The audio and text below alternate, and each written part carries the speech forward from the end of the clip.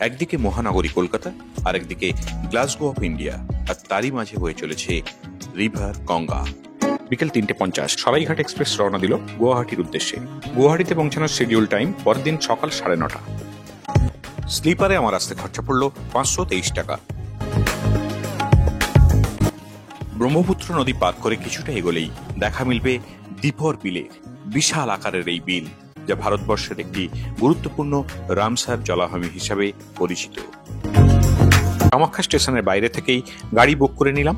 গন্তব্য শিলংয়ের পুলিশ বাজার। যাত্রাপথ 105 কিলোমিটার।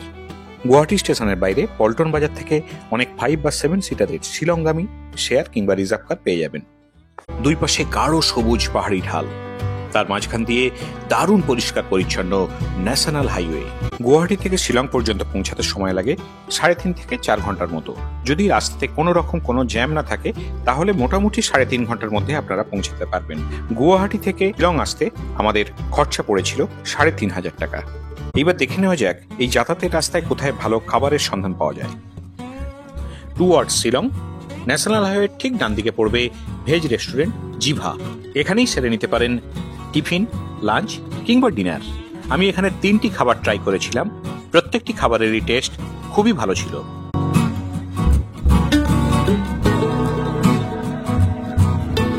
যাতায়াতের পথেই পড়বে মেঘালয়ের সবচেয়ে বড় লেক উমিয়াম। হাতের সময় থাকলে যাবার দিনেই এই লেক পরিদর্শন সেরে নিন। আর এখান থেকে আরো 17 কিলোমিটার দূরে রয়েছে শিলংয়ের পুলিশ বাজার। অস্তগামী সূর্যের আলো গায়ে মেখে অবশেষে সন্ধ্যে 6টা নাগাদ আমরা পৌঁছালাম আমাদের হোটেল লেক ভিউ ইন।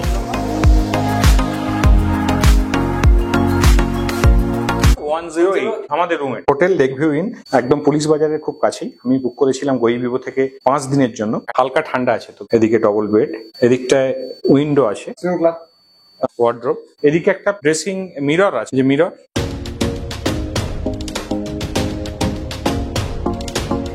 বাথরুমের মধ্যে বেসিন, মিরর, কোমোডের ব্যবস্থা আছে। আর এদিকে স্নান করার জায়গাটা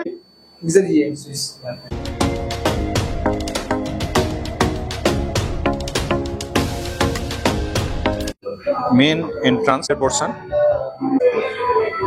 আর এইটা হলো রিসেপশন। দারুণ জমজমার জায়গা সন্ধ্যার এই পুলিশ বাজার। হোটেলে চেক ইন করে ফ্রেশ হয়ে সন্ধ্যা থেকে একটু পুলিশ বাজারটা ঘুরে নিন, আর তার সাথে ডিনারটাও সেরে নিন। এই পুলিশ বাজারের আশেপাশেই পেয়ে যাবেন বাঙালি খাবারের অনেকগুলি রেস্টুরেন্ট। আমি তার মধ্যে একটিতে গিয়েছিলাম, যেটি হলো বাবা রেস্টুরেন্ট। তাছাড়া তন্দুরি বা কাবাবের আইটেমের জন্য বা বিরিয়ানির জন্য আমি গিয়েছিলাম লামহে নামক একটু রেস্টুরেন্টে।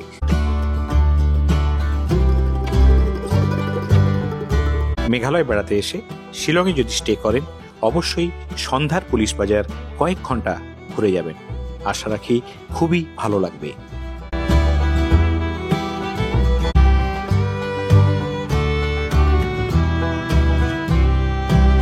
তাড়াতাড়ি ডিনার সেরে হোটেলে ফিরলাম, আর তারপরেই সোজা ঘুমের দেশে পাড়ি। মেঘালয় ট্যুরের প্রথম দিন, আর এই প্রথম দিনেই ঘুরে নিন শিলং শহরের আশেপাশের বিভিন্ন প্লেসগুলি। আর তার জন্য আপনাকে যে গাড়ি বুক করতে হবে তা পুলিশ বাজার থেকেই আপনারা পেয়ে যাবেন। এই হলো মাপলং স্যাক্রেড ফরেস্ট। সিনের মধ্যে স্যাক্রেড ফরেস্ট পড়ছে, তো সেই স্যাক্রেড ফরেস্টের ভিতরে আমরা যাব। এই যে জায়গাটা, এই যে দেখা যাচ্ছে, এটা হচ্ছে খাসিদের থাকার জায়গা। এটা গভর্নমেন্ট অ্যাকোয়ার করে রেখেছে, পবিত্রতার চিহ্ন বহন করছে। So here also this forest we call holy or sacred this forest, because this forest is protected by the local deity Labasa. এখান থেকে আমরা এন্ট্রি নেব, কিন্তু ফরেস্টের মধ্যে কোনো গাছে হাত দেওয়া যাবে না বা কোনো পাতা বিন্দু বিসর্গ ছেঁড়া যাবে না। সেটা ওনাদের ধারণা শুভ হবে না।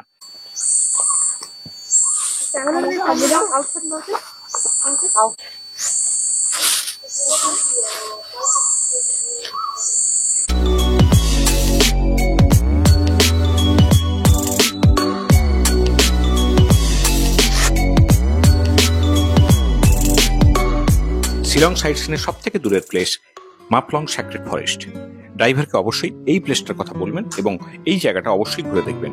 আমাদের পরবর্তী গন্তব্য elephant false.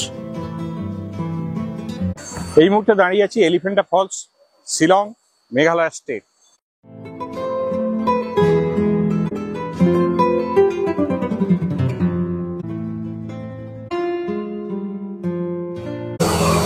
Elephanta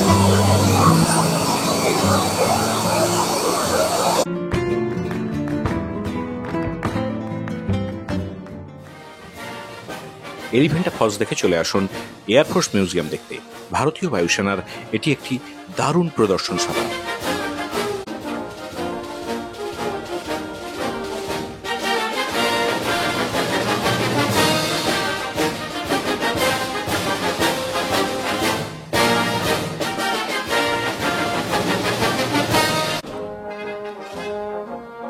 air force museum থেকে ঢিলছড়া দূরত্বে রয়েছে একটি চা বাগান, সেটি দেখেন আর সেখান থেকে চলে আসুন সরাসরি শিলংয়ের হাইস্ট পিক শিলং পিক দেখার জন্য।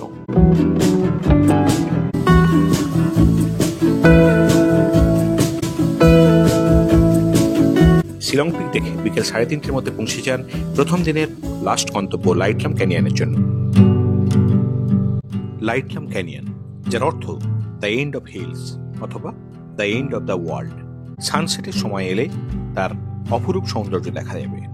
তবে যদি আকাশ মেঘলা থাকে তাহলে এই ক্যানিয়ন থেকে সূর্যাস্ত দেখা বা দূরের পাহাড় দেখার বিরাট প্রতিকূলতা। সকাল 7টা রওনা দিলাম শিলংয়ের পুলিশ বাজার থেকে ডাউকির উদ্দেশ্যে। যাত্রাপথ 80 কিলোমিটার। গতকাল সূর্যাস্ত দেখেছিলাম লাইটলাম ক্যানিয়ন্স থেকে, যে আপনারা মেঘালয়ের পার্ট 1-এর ভিডিও অর্থাৎ শিলংয়ের সাইট সিনের ভিডিওটা থেকে সম্পূর্ণ দেখতে পারবেন। আর আজকে তার ঠিক বিপরীতের রাস্তা দিয়ে যাচ্ছি ডাউকির উদ্দেশ্যে। অপূর্ব এক জায়গা, অসাধারণ তার সৌন্দর্য।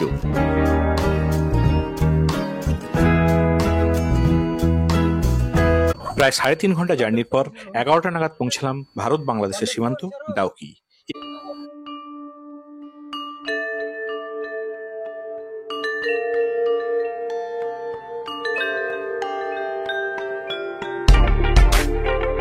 এই যে ফ্ল্যাগ উঠছে এটা হচ্ছে বাংলাদেশের আর ভারতের বাউন্ডারি ফ্ল্যাগ। আর বেসিক্যালি এই যে জায়গাটা এটা হচ্ছে দুটো দেশের বর্ডার।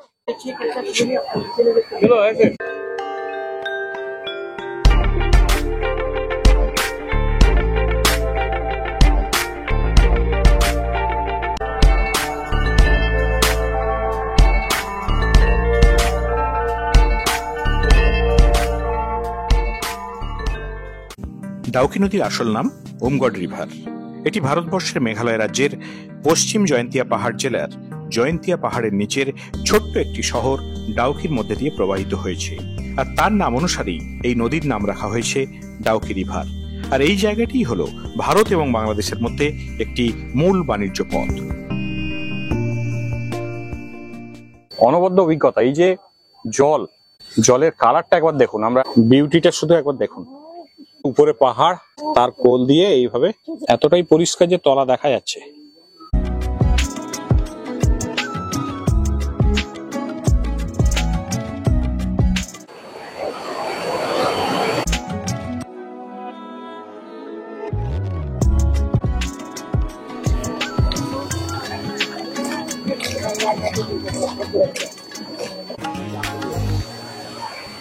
ডাউকি দেখে চলে এলাম বোর হিলস।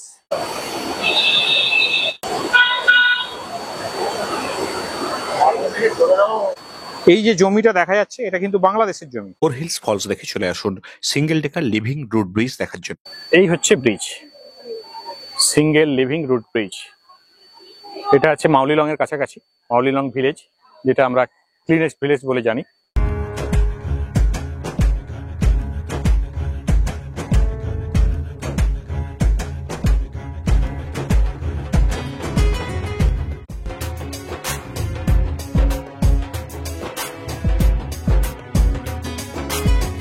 দ্বিতীয় দিনের শেষ গন্তব্য মাউলিলং ভিলেজ, এশিয়ার সব থেকে পরিষ্কার গ্রাম মাউলিলং।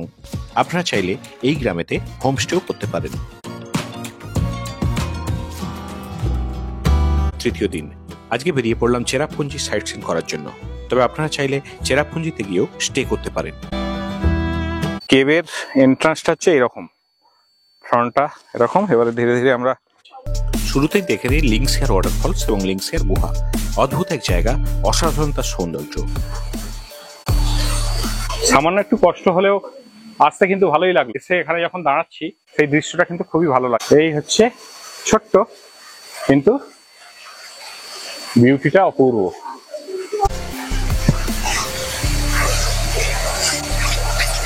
মেঘালয়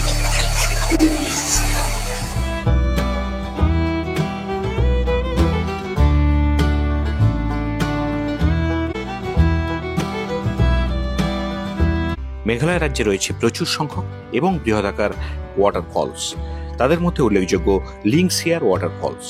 আপনারা এই লিংসিয়ার ওয়াটারফলস দেখার জন্য হাতে সময় নিয়ে যান এবং বেশ কিছুটা সময় এখানে কাটান।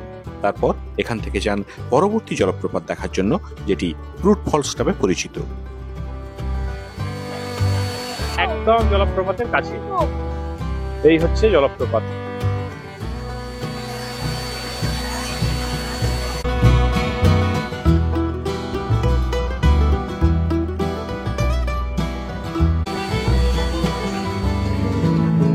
পরবর্তী গন্তব্য প্রাচীন আরোয়া কেভ।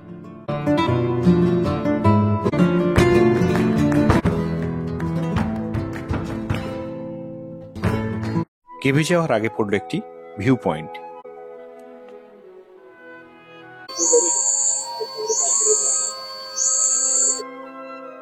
আরোয়া কেভের সামনে এটা হচ্ছে এন্ট্রান্স গেট। ভিতরে কেভটা অনেকটাই আছে, তার ঠিক উল্টো দিকের ভিউ একবার দেখুন। এই যে পিছনের অংশটা পুরোপুরি খাদ, দেখুন অপূর্ব দৃশ্য। চেরাপুঞ্জিতে এলে এই আরোয়া কেভে অবশ্যই আসবেন। উত্তর পূর্বের রাজ্য মেঘালয়তেই সবচেয়ে বেশি গুহা দেখা যায়, যার মধ্যে চেরাপুঞ্জি নিকটস্থ আরোয়া খুবই পপুলার।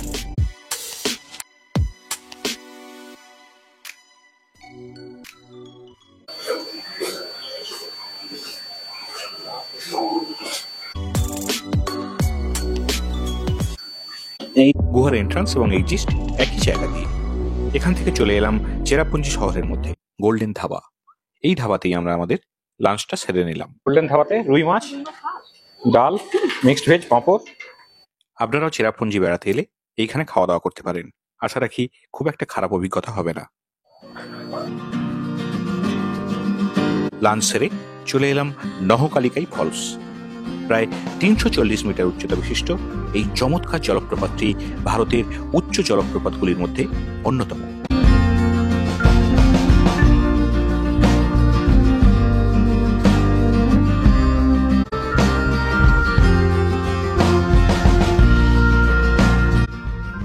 পরবর্তী গন্তব্য মসমাই কেভ।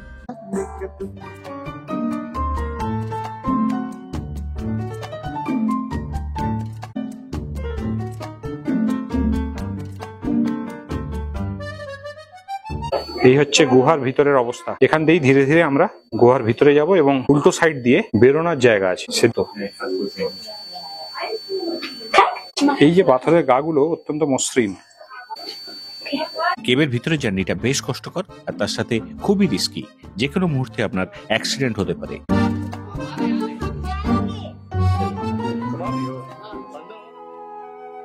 তৃতীয় দিনটা শেষ করলাম সেভেন সিস্টার ওয়াটারফলস দেখে। তবে এই ওয়াটারফলসের আসল রূপ দেখতে গেলে বর্ষাকালটাই শ্রেষ্ঠ সময়।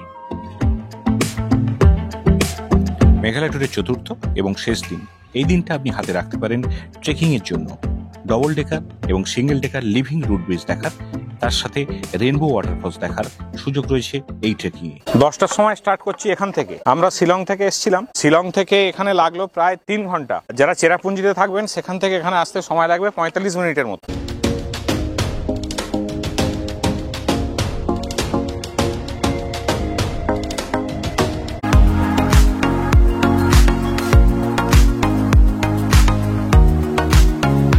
হাজার সিঁড়ি পার করেছি, তবে নেবেছি। শারীরিক অসুস্থতা যেন কোনো রকম না থাকে, তাহলে এই জায়গায় ভুলেও আসার চেষ্টা করবেন না। মেঘালয় ট্যুরে যদি আসেন, তার প্রথম দিনে এই ট্রেক করার চিন্তা ভাবনা করবেন না, তাহলে পুরো মেঘালয় ট্যুরটা আপনার মাটি হতে পারে। এখান থেকে ফিরে যাওয়ার পরে যে ক্লান্তিটা আপনার হবে, সেটার জন্য আপনাকে আবার 2-1 দিন রেস্ট নিতে হবে। এইখান দিয়ে এখন আবার আমরা উপরে উঠবো। জীবন্ত শিকড়ের সেতু, 2 তলা নয়, 1 তলা সেতু। এই সেতুর উপরে যাব, দেখবো কিরকম অনুভূতি হয়। ভয়ের কিন্তু কোনো কারণ নেই, খুব একটা যে ভীতিকর তা নয়, বেশ মজাদার। অনবদ্য একটা অভিজ্ঞতা হচ্ছে। নিচে বয়ে যাচ্ছে পাহাড়ি ঝর্ণার জল, আর আমরা এর উপর দিয়ে যাচ্ছি। এবার আমরা যাচ্ছি ডবল ডেকারের দিকে। 12টার সময় আমরা ডবল ডেকারের যাত্রা শুরু করেছি সিঙ্গেল ডেকার থেকে। 20 মিনিট হেঁটে একটু এসছি। আর এই যে পুরোটা জঙ্গলের রাস্তা, চারিদিকে প্রজাপতি উড়ছে, কিন্তু কষ্ট খুবই হচ্ছে। নদী পেরিয়ে প্রায় 6খানেক সিঁড়ি উঠছি 2তলা ব্রিজ দেখবো বলে। কষ্ট।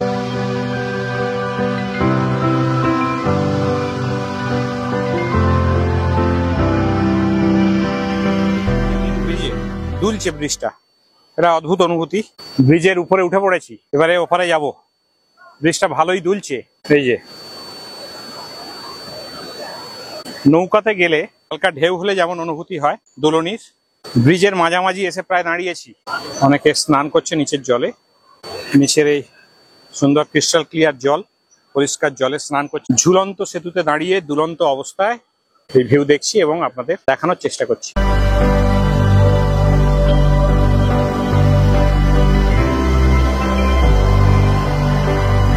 ফাইনালি ডবল ডেকারে পৌঁছেছি। প্রায় 12টা থেকে হাঁটা শুরু করে 1:30 নাগাদ ডবল ডেকারে পৌঁছানো গেছে।